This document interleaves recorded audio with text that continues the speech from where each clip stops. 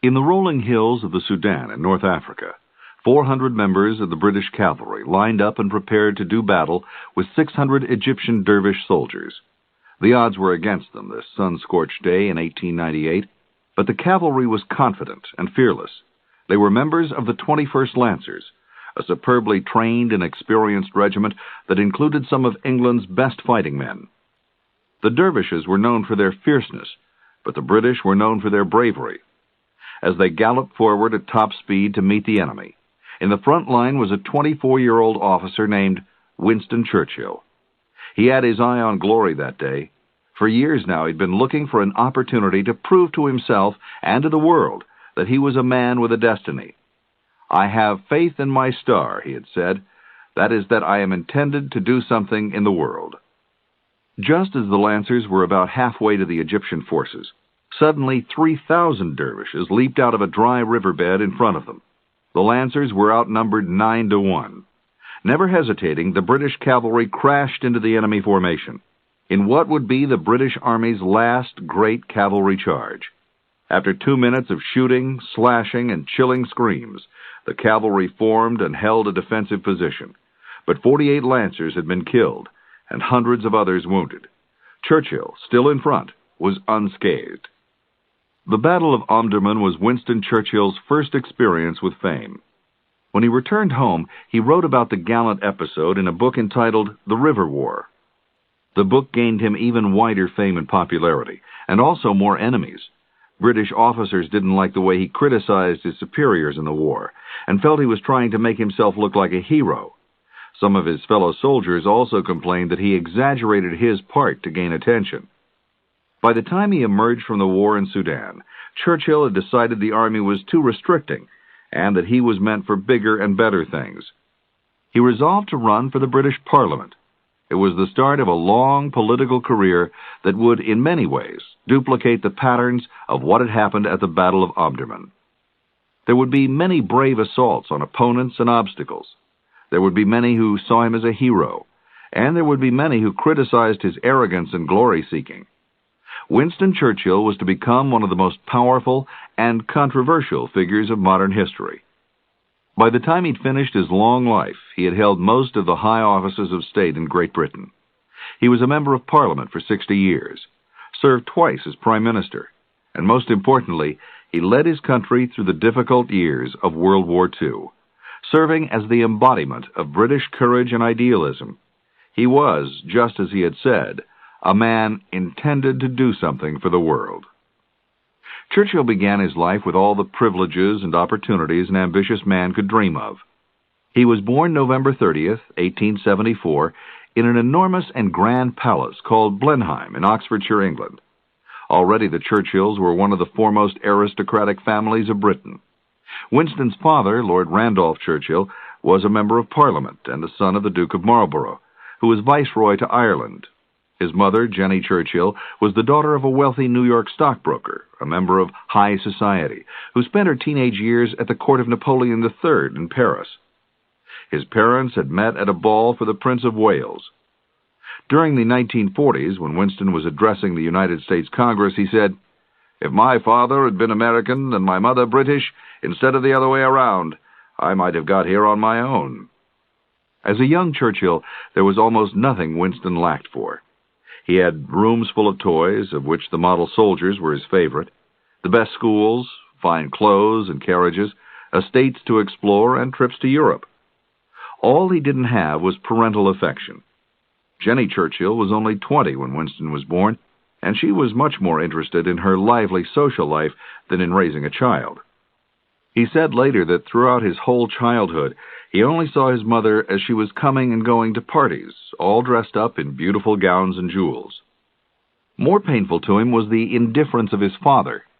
Randolph Churchill was consumed with his work and seldom paid any attention to his son, except to criticize him. For years, Winston struggled to earn his father's respect and caring. He wrote letters from his boarding school, pleading with his father to write to him, which he never did. He begged his father to visit, which he also never did. The only source of love Winston had in his youth was his devoted nanny. It was she who saw him take his first steps and speak his first words, and she who wrote to him at school. His parents remained distant figures that he admired from afar. The situation was made even worse by the fact that Winston's father was suffering from syphilis, and as the disease advanced, he became forgetful, sometimes incoherent and prone to bizarre behavior and outbursts. Winston knew nothing of his father's illness. It was kept secret from him until Randolph Churchill was on his deathbed. Meanwhile, Jennie took refuge in her lovers, and Winston took refuge in his dreams of grandeur. When Winston was 7, he was sent off to school, the first in a series of educational disasters. One teacher called him a regular pickle. Another said he has no ambition, and a third reported he is constant trouble to everyone and is always in some scrape or other. He was a failure both academically and socially.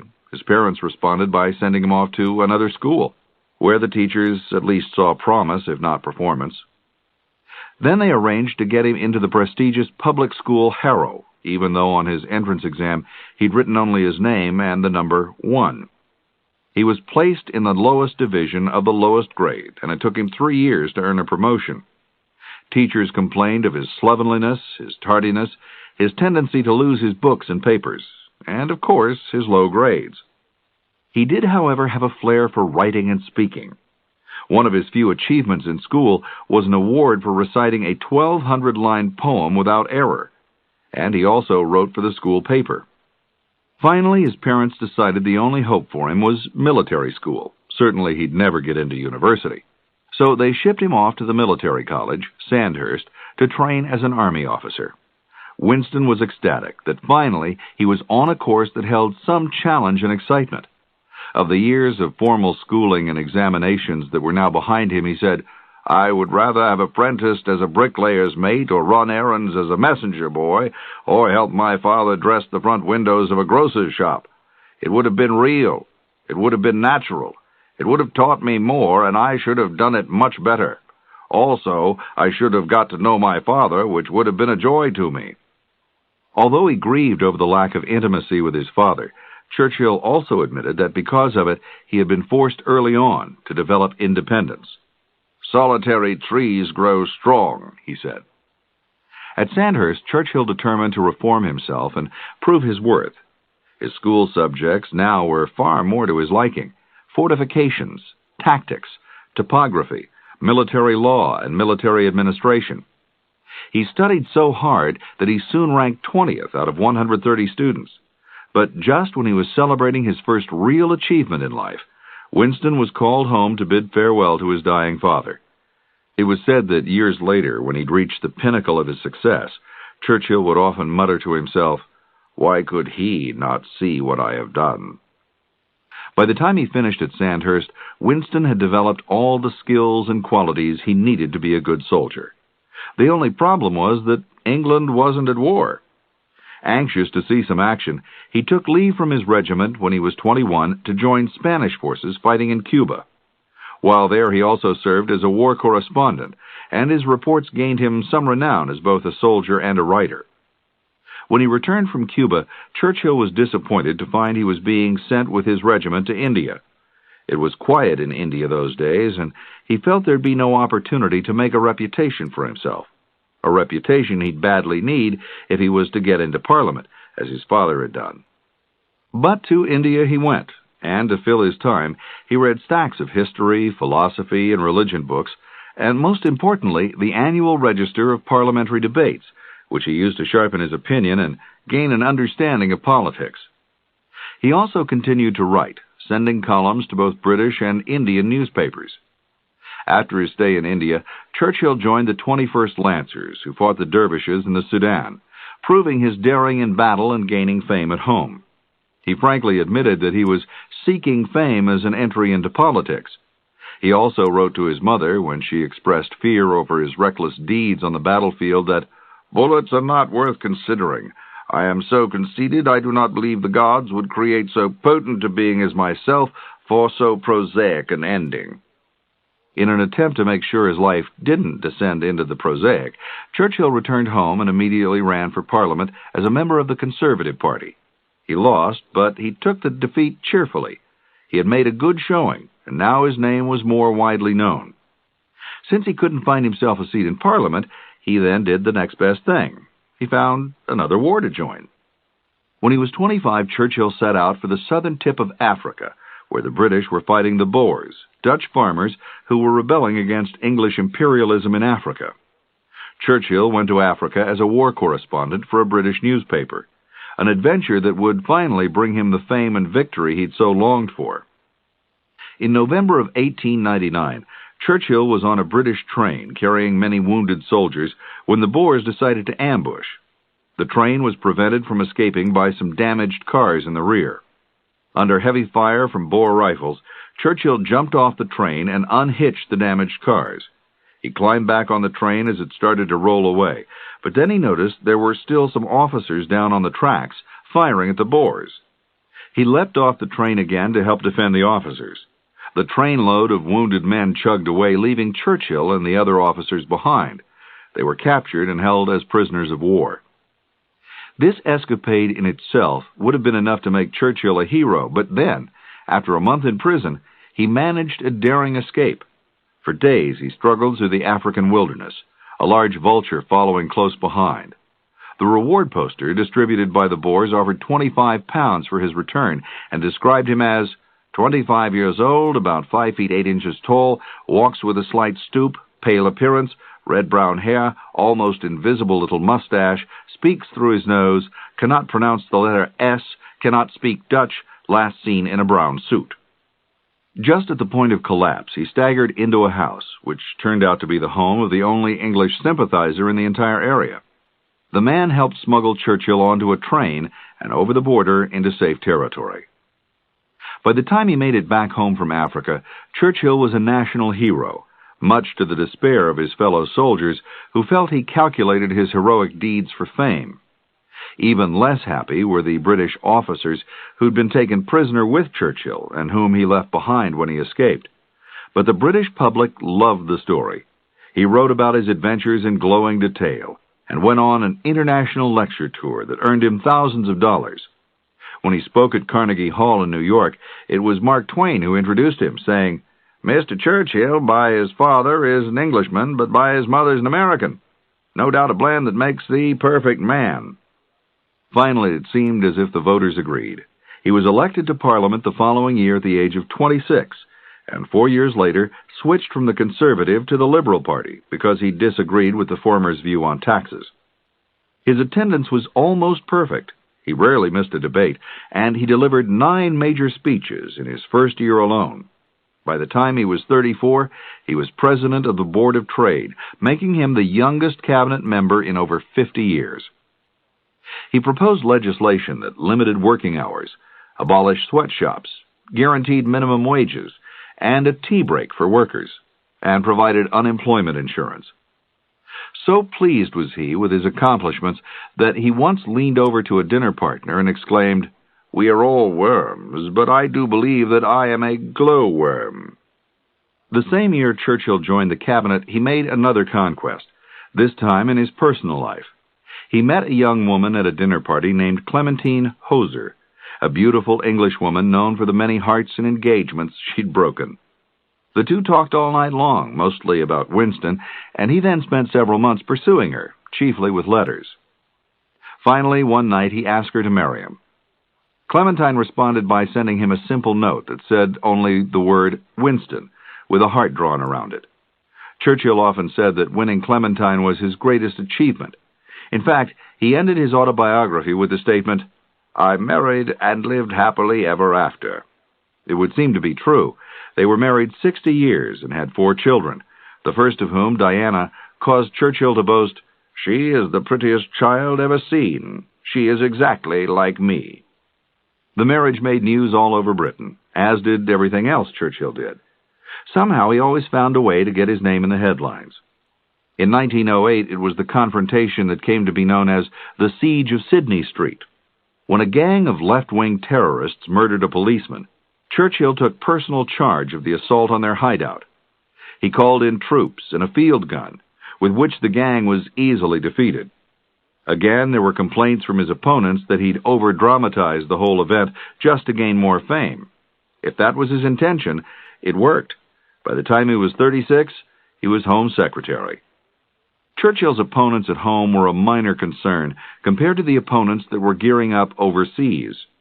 As Germany began to assert itself in various areas of Europe, Churchill began to see the Kaiser as a serious threat to peace.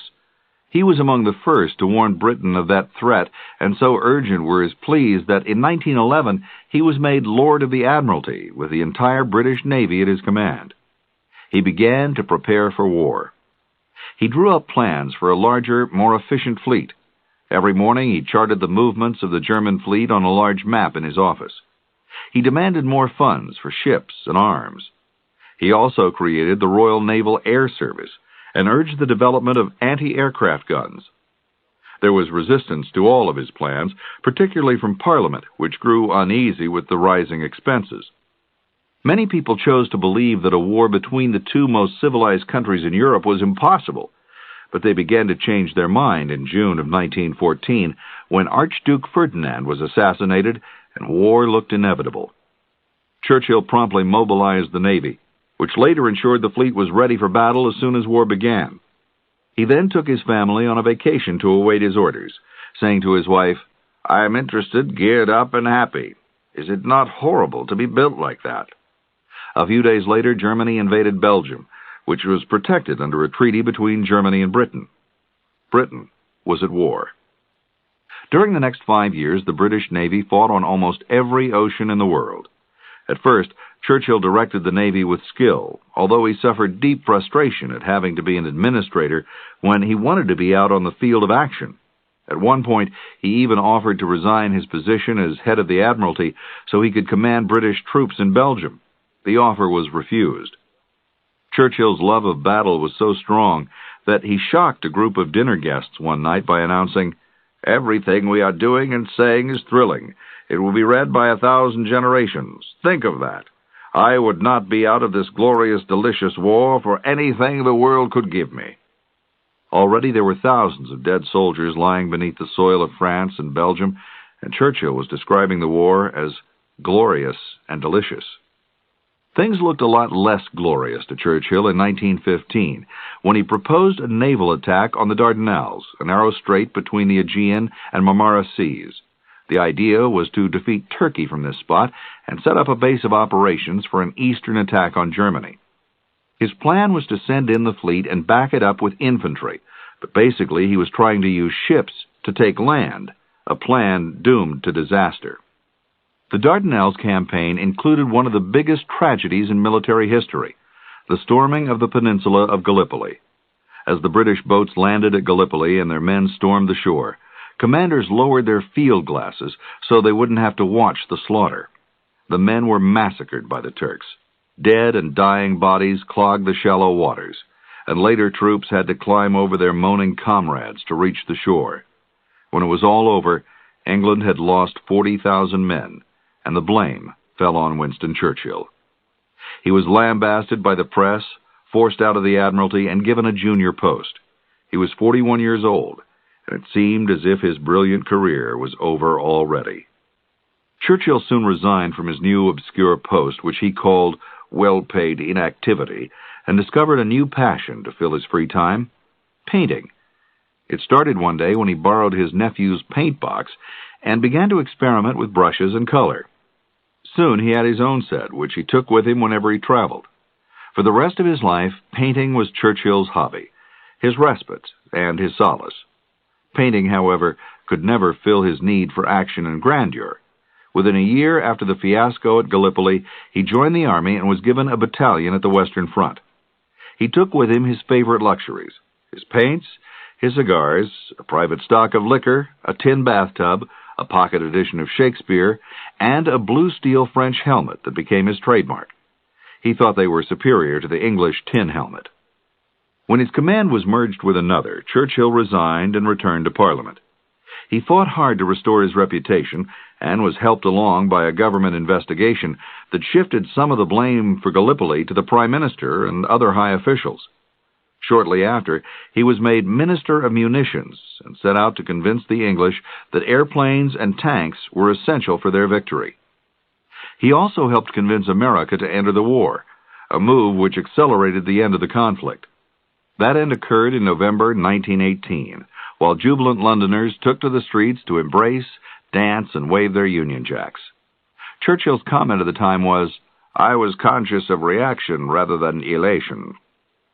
At the end of World War II, Churchill was a balding, chubby man of 44 who almost always had a cigar in his mouth and was known for both his arrogance and his charm. Now that peace had returned, he was appointed Minister of War, with the task of bringing all the soldiers home and easing their re-entry into society. Once that was done, he dedicated himself to establishing the now famous Royal Air Force, and he also sent troops to Russia to try and crush the Communist Revolution, led by Vladimir Lenin, a man Churchill called a plague bacillus. This move was unpopular from the start and ended in complete failure. By 1921, when he was 47 years old, Churchill grew tired of being in charge of a military that had no wars to fight, and so he accepted a post as Secretary of State of the Colonies, which put him in charge of all the colonies of the British Empire. The years in this post were difficult ones professionally and personally. He angered both Jews and Arabs with his negotiations in the Middle East. He alienated the Irish by increasing British power in their country. His mother died after complications following a broken leg. His youngest child, Marigold, became ill and died within a week, and he himself had an emergency appendectomy. On the bright side, he had another child after Marigold died, named Mary, and he had a successful show of his paintings in Paris. But politically, he was on his way out again. In 1921, Churchill lost the favor of the British public when he threatened war with Turkey. In an election the following year, he lost his seat in Parliament and retreated to his new country home in Kent called Chartwell. For the next few years, he consoled himself with his painting, writing, "In the twinkling of an eye, I found myself without an office, without a seal, without a party, and without an appendix." Then, in 1924, when he was 50, he ran for and won a new seat in Parliament as an independent affiliated with the Conservative Party.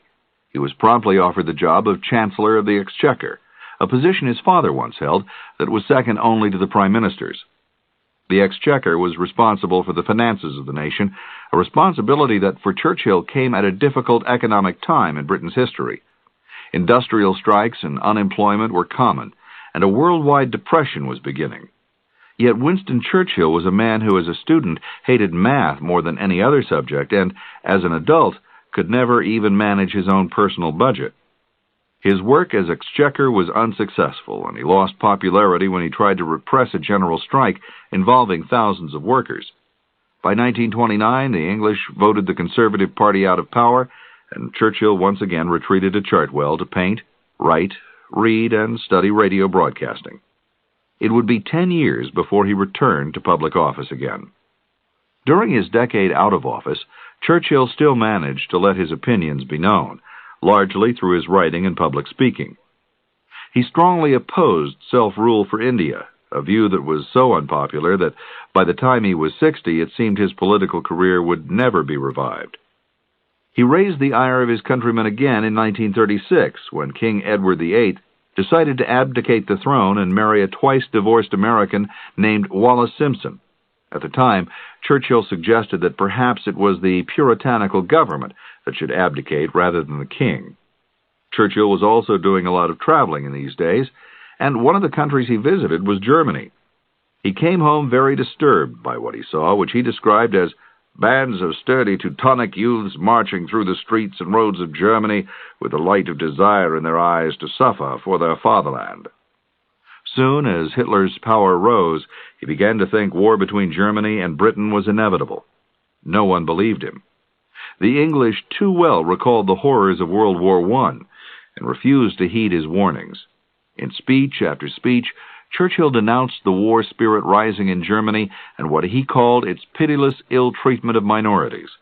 He urged more money for arms, for training, and for military research. Still, England chose to believe that an armed conflict could be avoided. Even as Germany occupied the Rhineland and then annexed Austria, the British government averted its eyes. Finally, in 1939, Prime Minister Neville Chamberlain met with Hitler in Munich, gave in to his demands that Germany take over large sections of Czechoslovakia, and arrived home announcing he'd signed a treaty of peace with Hitler. Churchill called it instead a total defeat, and he added, "This is only the first step, the first foretaste of a bitter cup, which will be proffered to us year by year, unless, by a supreme recovery of our moral health and martial vigor, we arise again and take our stand for freedom as in the olden time." The following year he was proved right when Germany claimed the rest of Czechoslovakia. Suddenly the government saw what Churchill had known all along. Now Britain guaranteed aid to Poland, Greece, and Romania in case of Nazi attack. Air raid drills became common throughout England, and the first peacetime draft in the history of the country was started. Then the dreaded and unthinkable happened. Germany invaded Poland, an ally of Britain. 2 days later, Britain declared war. Prime Minister Chamberlain immediately offered Churchill his old post from World War I, Lord of the Admiralty. Churchill accepted, and the joyful message was radioed out to the fleet, "Winston is back." The first few months of the war were quiet, with only occasional skirmishes. But in 1940, Germany invaded Denmark and Norway, and then Holland and Belgium. British attempts to intervene ended in failure. Chamberlain, humiliated by the defeats, resigned his office. There was only one person he could turn to take his place. The man who, for many months now, had been giving radio broadcasts in which his lispy voice called for unity, courage, and determination. The man was Churchill. Churchill said on the day that he finally took the highest office in his land, "It is as if I were walking with destiny, and that all of my past life has been a preparation for this hour and for this trial." Then he rallied the House of Commons with his famous speech, in which he said he had nothing to offer but blood, toil, tears, and sweat. He told them, "You ask what is our policy? I will say, it is to wage war by sea, land, and air, with all our might and with all the strength God can give us. To wage war against a monstrous tyranny, never surpassed in the dark, lamentable catalogue of human crime. What is our aim? I can answer in one word. Victory. Victory at all costs. Victory in spite of all terror. Victory, however long and hard the road may be. For without victory, there is no survival." It was the first of many stirring speeches that Churchill gave throughout the war that kept the people of Britain hopeful and inspired. As an orator, he was unsurpassed. Churchill was 65 years old when he took on the duties of Prime Minister, but he worked with astounding vigor and strength. He worked through most nights until dawn and then slept late, sometimes awaking early and working in bed until 11 in the morning. Then he went to his office and stayed until 5, when he had a whiskey and soda, took a quick nap, had dinner and a short game of backgammon with his wife, then returned to work. He saw his country through the retreat at Dunkirk, when British soldiers had to be rescued from the shores of France by hundreds of civilian boat owners. He saw them through the Battle of Britain, when day after day heavily outnumbered British pilots flew against huge German formations, prompting his famous comment that never in the field of human conflict has so much been owed by so many to so few. He saw them through the Blitz, when for 57 consecutive nights a constant rain of German bombs sent Londoners scurrying into the underground for safety. The British refused to be terrorized because their Prime Minister refused to be. He could be seen everywhere, raising his fingers in the victory sign, visiting bombed-out towns and meeting with the homeless, sometimes weeping with them. He worked hard on his radio speeches, staying up late at night to compose them so they'd have just the right combination of honesty and optimism. Through his personal example and through his defiant speeches, the British people began to more than just hope for victory. They began to believe in it. By 1941, Britain was no longer fighting alone. Russia had joined the war after Germany unsuccessfully invaded it, and then America joined in after Japan attacked Pearl Harbor. Churchill worked hard at coordinating the efforts of the Allies, and it was largely through his efforts that the trio worked in unison and with goodwill towards each other. By 1945, Germany was overcome by the military might of the Allies and surrendered. The fighting had claimed 40 million lives. Churchill resigned as Prime Minister so a new government could be elected. but he had every intention of being the victor in that election. After the war, Churchill met with Russian leader Joseph Stalin and the new American president Harry Truman at Potsdam, where they shaped the boundaries and political makeup of the world that is largely what we know today. That same month, he lost his campaign for prime minister, mostly because he spent his time attacking his opponents, who spent their time promising the British strong economic and social reforms to help them recover from the war. In 1946, he traveled to America to speak at Westminster College, where he gave one of the most memorable and explosive speeches of his career about the rising tyranny of the Soviet Union. It was the speech in which he invented the phrase, Iron Curtain. It was a curtain he said had descended across Europe, leaving communist influence and power on one side and democracy on the other. Once again, he shocked people, many of whom still saw Russia as an ally, and once again, he had been the first to see what nobody else wanted to see. In 1951, Churchill launched a successful campaign to be re-elected as prime minister. In his second term, he concentrated mostly on foreign affairs. But this term took its toll on Churchill. He was by now 80 years old, and the work was an immense physical strain. He suffered a mild stroke in 1953, which he kept secret from the public, and told his doctor, "I feel like an aeroplane at the end of its flight, in the dusk, with the petrol running out, in search of a safe landing." In 1955, he finally retired. Churchill lived 10 more years after he retired. He spent his time painting and writing, collected many honors and awards, and occasionally gave a speech to Parliament. As he approached 90, his faculties began to desert him. He gave up reading and writing, seldom spoke, and failed to recognize his visitors. In January of 1965, he suffered another stroke and surprised his doctors by refusing his brandy and cigars for the first time. He died on January 24th, the anniversary of his own father's death at the age of 90. Churchill's body lay in state at Westminster Hall, where thousands of people filed by to pay their respects. There was a state funeral at St. Paul's, where, at his request, the Battle Hymn of the Republic was played. Then his body was taken down the River Thames by boat to a train that carried it to the family churchyard, where he was buried next to his father. Winston Churchill was one of those rare individuals who, like Abraham Lincoln, seemed to have been born for one critical moment in history. Both felt a supreme sense of destiny to their lives, a specific purpose that transcended but conformed with their own will.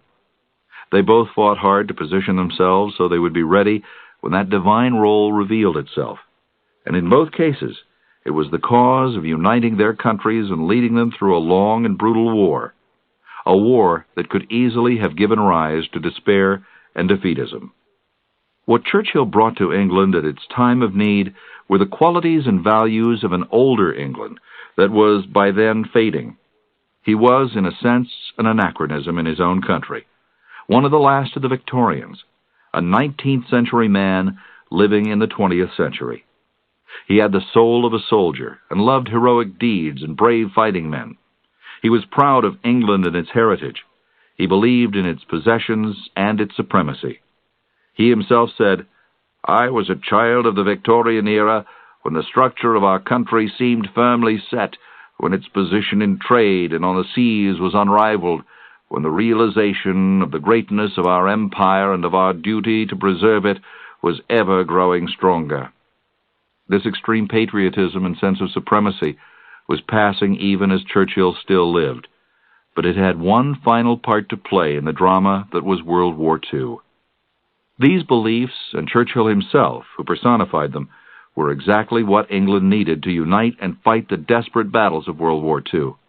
For many people, Winston Churchill was England.